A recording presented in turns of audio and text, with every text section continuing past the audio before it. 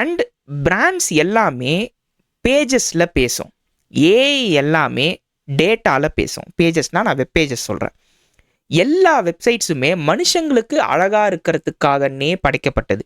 நல்லா இமேஜ் ஹெவியாக இருக்கும், நிறைய இமேஜஸ் பிக்சர்ஸ் இருக்கும், நேவிகேஷன் பார்ஸ் இருக்கும், நல்லா அழகாக அப்படியே ஸ்டைலு தான் அப்படின்னு மெனு அண்ட் ஐகான்ஸ்லாம் இருக்கும். அண்ட் டிஸ்கிரிப்ஷனுக்கு எதுக்குமே ஒரு ஸ்ட்ரக்சரே இருக்காது. இங்கே ஒன்று இருக்கும், இங்கே ஒன்று இருக்கும், அப்படியே இப்படி இப்படி மலர் வளையம் மாதிரிலாம் வரும் ஃபேஸில். நான் சும்மா காமெடிக்கு சொல்கிறேன். அந்த மாதிரி தெரில, அந்த மாதிரி வெப்சைட்ஸும் இருக்கலாம். அண்ட் காப்பி ரைட்டிங்கில் ஒரு தெளிவே இருக்காது. காப்பி ரைட்டிங்னால் நீங்கள் வெப்சைட்டில் பார்க்குற அந்த டெக்ஸ்ட்டில் நல்லா தெளிவாக இருக்க மாதிரி அது இருக்கவே இருக்காது.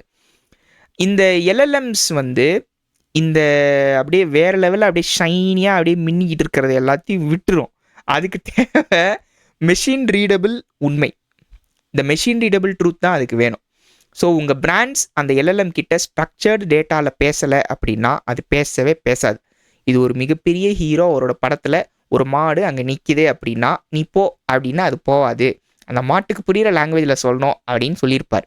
ஸோ நீங்களும் இனிமேல் பேசுகிறீங்கன்னா அந்த ஏஐக்கு புரிகிற லாங்குவேஜில் தான் நீங்கள் பேசணும்.